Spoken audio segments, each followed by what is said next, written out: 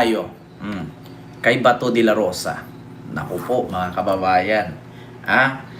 Sa mga nagsabi, Ken, bakit ang tagal naman ni Batong aristuhin? Kung naalala ninyo, mga kababayan, sinabi ni Ombudsman Boying Rimulya na may hawak siyang unofficial warrant of arrest. Ngayon mga kababayan, kahit ako nasilip ko din po yan. Napanood ko din yan. Ngayon mga kababayan, wala naman tayong rights na sabihing nasilip. Kasi nasilip ko lang naman pero hindi ko hawak yan. Nasilip ko lang. Ngayon mga kababayan, may nagpatunay na talaga. Isang reactor, isang vlogger, isang columnist, hindi ko alam kung anong tawag sa kanya, isang journalist ba to, si Richard Hidrian, ang kanyang apelyido. According dito mga kababayan, pinatunayan po ni Richard Hidrian na kaaway ni Tio Moreno at galit ang mga DDS dito na kaibigan ng mga kakamping. Si Richard Hidrian mismo nagsabi, mga kababayan, at pinatunayan niya na meron daw talagang ICC warrant of arrest. Nakita na niya, mga kababayan. Ito po, basahin ko lang mula po ito sa Pilipinas Today. Ayan, si Bato, si Richard Hidrian. Sabi dito ni Richard Hidrian, ICC warrant versus Senator Bato, nakita ko na. Sabi niya, kahit ako nakita ko na yan. Kasi may nag-share sa akin. Yun nga lang, sa picture galing. Sa cellphone. Ngayon, hindi ko naman pwedeng sabihin na meron ako kasi wala naman akong kapangyarihan. Ito, si Richard Hidrian, lakas ng loob niyang sinabi na pati siya, nakita niya rin daw. Authenticated daw, totoo, original. So, ibig sabihin, meron nga. Sabi niya dito, yes, may nakita tayo. I did not only see the address. Yeah? I saw the logo. The signature, everything. Yung nakita natin is a legit document suggesting that indeed, Senator Bato could be the next in line sa ad ng political commentator na si Richard Hidrian. Nako po mga kababayan. Ito na. Ito na nga mga kababayan, yung sinasabi ngayon na totoo nga talaga, 'di ba? Alam mo, Mia, sarap manahimik ka diyan, putang ina mo ka. Ngayon lang ko nakita yung pangalan mong hayop ka. Isa kang DDS na animal.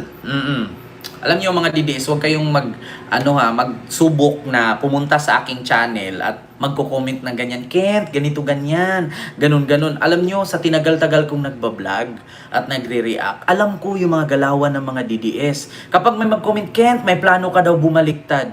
DDS yan, Diyos ko. Sa ngayon pa ako bumaliktad pagkatapos babuyin ako ng mga DDS? At saka anong rason na bakit ako babaliktad para ipagtanggol yung kriminal na nakakulong? Paano ko ipagtanggol yun? Paano ko depensahan? Nakakulong nga. 'Di ba? Paano 'yun? Tapos magiging baliw ako? Tapos sasabihin ko yung tatay namin cartoon?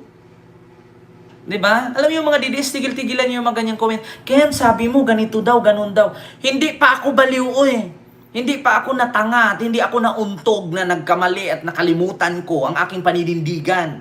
Hindi ako bobong DDS na tulad ninyo na babaliktad. Putang ina, babaliktad ako para ipagtanggol si Digong? Tapos paano ko ipagtanggol, nakakulong? Tapos magkuha ako ng standee, tapos susuotan ko ng jacket kasi sabihin ko nilalamig. Ganun ba yan mga DDS? Putang ina nyo, sasabihin nyo pa akong baliktad.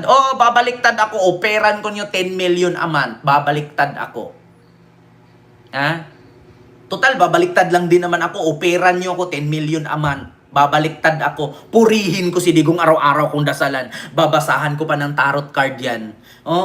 Idikit ko pa yan dito sa buong kwarto ko, punuin ko bukha ni PRRD, Tay, kami naman, Tay, ang haba na daw ng buhok mo, Tay. Magpapahaba din ako ng buhok, gayahin ko si Digong. Tapos hindi na ako maghilamos para mapuro blackheads yung mukha ko at mukhang puwet ng manok. Diba? So ngayon mga kababayan, eto na. Mismong si Richard Hidrian ang nagsabi na nakita niya itong naturang warrant. Ito po mga kababayan, basahin ko lang. Ito po, basahin ko ulit. Ito kasi yung comment niya kanina sa baba, ang binasa ko. Ngayon itong artikulo ng page. Ayan, nakalagay.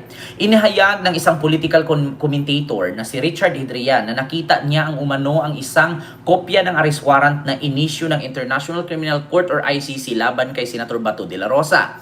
Unless my eyes are lying to me. I literally had 5 seconds to go to true kasi I was also wondering, totoo ba tong barangay ba to? Cause they were always questioning, ano ba talagang address niya? Where is the name Bato coming from? Pahayag ni Hadrian sa isang panayam sa kanya sa programang Storycon ng One News nitong Miyerkules, Enero 7. So kaya pala mga kababayan, yung history ng pangalan ni Senator Bato de la Rosa, diyan pala nag-umpisa sa Barangay Bato.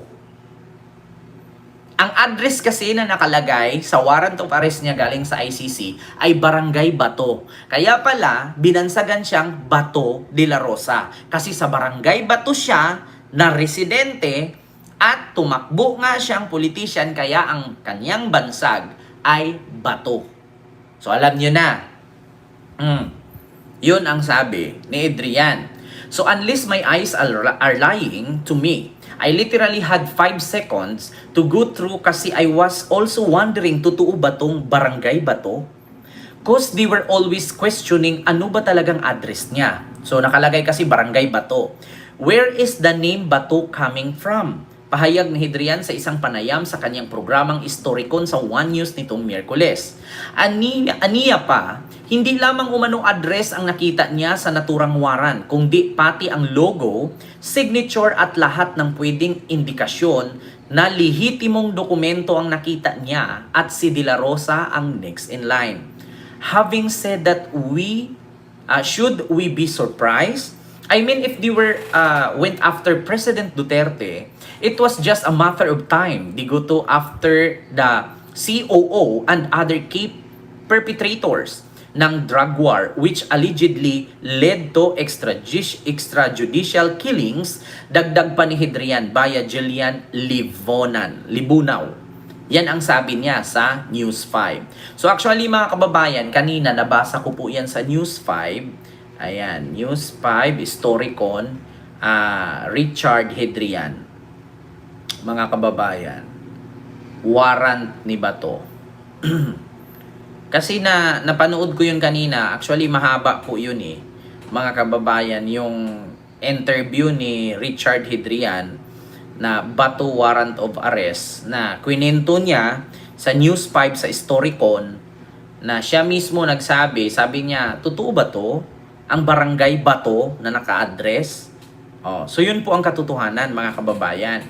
Kaya pala dyan nag-umpisa ang pangalan ni Bato de la Rosa kasi mga kababayan, sa Barangay Bato pala siya nakatira.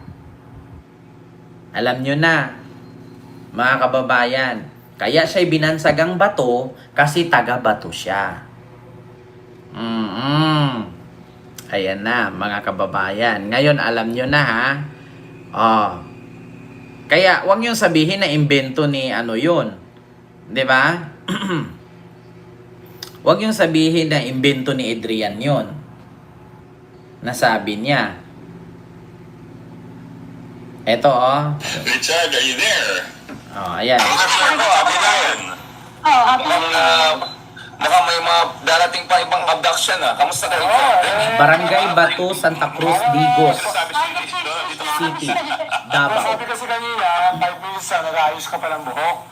Sabi ko, kulang 5 minutes doon. Sa akin kasi, 5 seconds, ayos na buhok ko Sino ang sa'yo? Wala naman yung 5 seconds ba? Safe circles lang tayo, sir. Kaya are we sure even where he is right now, diba? And I'm sure this team is also preparing for contingencies and all. At may kinalaman din siguro yung request ni Congressman Pulong na the Supreme Court should be involved.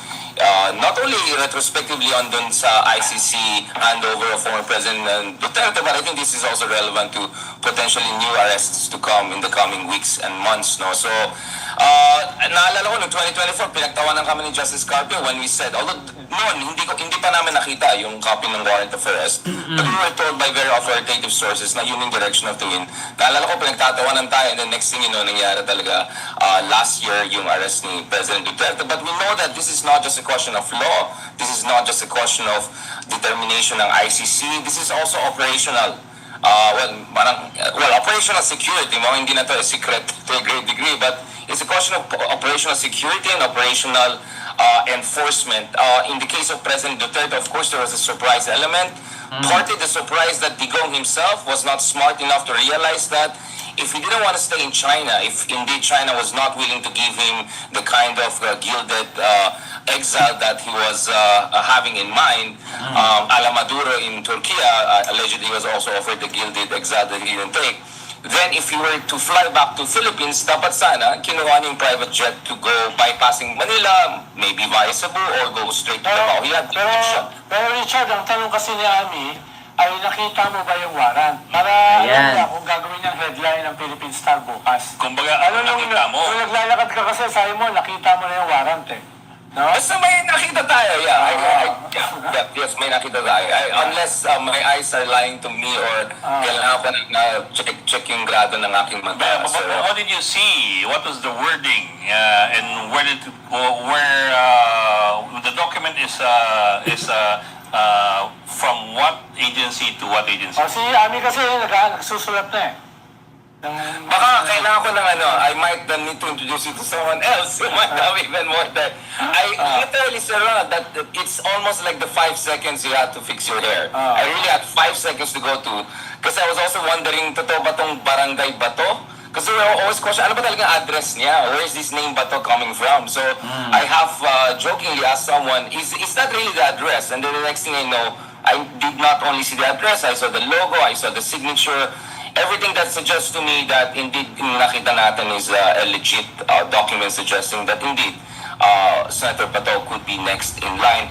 Having said that, should we be surprised? I mean, if they went after President Duterte, it was just a matter of time they go after the COO and other key perpetrators ng drug war, which allegedly led to mass extrajudicial killings. But as we say, feeling ko yung government because this is an operational issue. Kaya nga before you cut me, Sir Ronald, I was about to say, yung kay Digong, medyo naswerte yung gobyerno dyan because it looks like there was counterintelligence involved, there was false information involved. So much so na nakita natin si Harry Roque na supposedly, allegedly may mga Tweety birds sa Department of Justice among others, more he was fed false information, whether double agent to or whether false information, misinformation to. So it was a very sophisticated operation.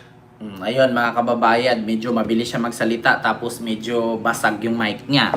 At least naintindihan natin kasi binasa ko din naman kanina, sabi nga ni Richard Hidarian na siya mismo nakita niya sa mga mata niya, logo, signature at saka yung address ni Bato na Barangay Bato, Digos, Davao City.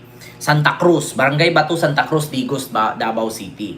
So, totoo naman talaga na address ni Bato yan. So, ibig sabihin, kaya pala tinawag siyang Bato kasi sa Barangay Bato siya nakatira, Santa Cruz.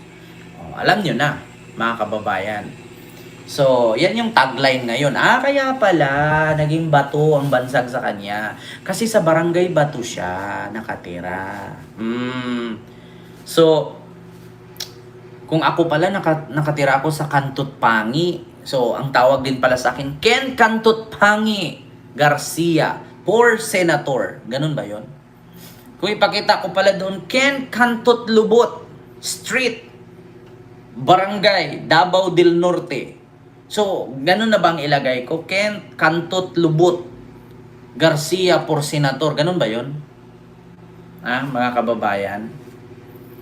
Diyos ko, mga kababayan, kung ganun, tas Bato ang nilagay niya sa pangalan niya, tapos barangay pa, tapos nakulong siya sa ICC. Kung ako taga doon, naku, mag-migrate na ako, lilipat na ako lugar. Bakit ang sama-sama yung barangay namin, Bato, tapos nakakulong sa ICC kasi kriminal?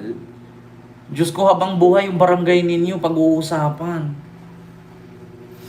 Diba? At saka yung ulo ni Bato. Lalong tatago yan si Bato, kaya nga eh. Di ba? Diyos niyo, Marimar, mga kababayan.